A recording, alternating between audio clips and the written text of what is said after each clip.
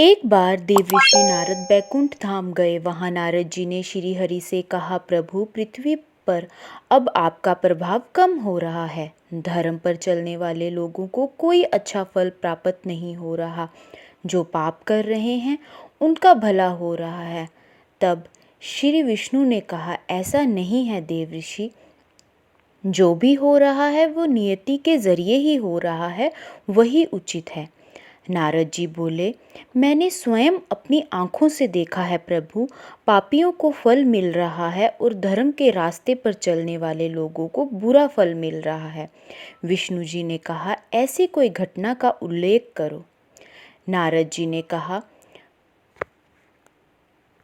मैं एक जंगल में गया। मैंने देखा वहाँ एक गाय दलदल में फंसी हुई थी। कोई उसे बचाने के लिए नहीं आ रहा था। तभी एक चोर वहाँ से गुजरा।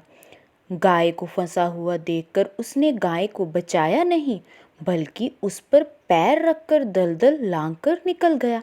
आगे जाकर चोर को सोने की मोहरों से भरी हुई थैली मिल गई।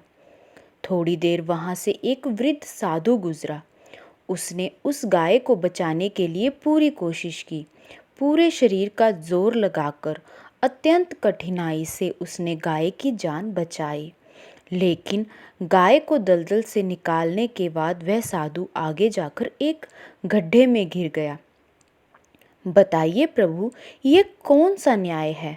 नारद जी की यह बात सुनने के बाद प्रभु बोले, जो चोर गाय पर पैर रखकर भाग गया था, उसकी किस्मत में तो एक खजाना था, लेकिन उसने इस पाप के कारण केवल वह मोहरों की थैली ही पाई।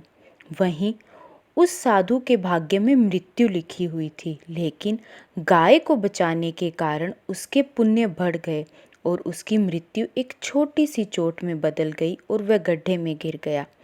इंसान के कर्म उसका भाग्य तय करते हैं। सत्कर्मों की आवश्यकता ज़रूरी होती है, क्योंकि कर्म से ही भाग्य बदला जा सकता है। विष्णु जी की यह बात सुनकर नारद जी को मानव जाति के उद्धार का मार्ग पता चल गया।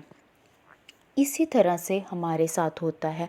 हम कई बार सोचते हैं कि हम इतना अच्छा कर रहे हैं, फिर भी हमारे साथ बुरा ही हो रहा है।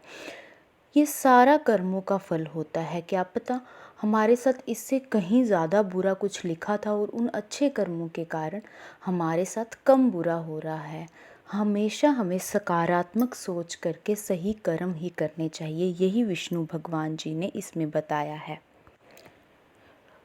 कर्मों और संकटों कष्टों से मुक्ति पाने के लिए विष्णु भगवान ने मनुष्य को सिर्फ कर्म को महत्व देने के लिए कहा है। उनके अनुसार अपने कर्म से ही, आपके कर्म से आपका भविष्य निर्धारित होता है। भाग्य के भरोसे बैठकर लोगों का कभी उद्धार संभव नहीं हो सकता। भाग्य और कर्म को अच्छे से समझने के लिए पुराणों में कई कहानियाँ उल्लेखित हैं। उन्हीं में से ये एक कहानी थी। अगर आपको अच्छा लगा हो तो वीडियो को लाइक ज़रूर कीजिएगा। अभी तक चैनल को सब्सक्राइब नहीं किया है तो चैनल को सब्सक्राइब कर लीजिएगा और जुड़े रहिए इसी तरह से हमारे चैनल के साथ।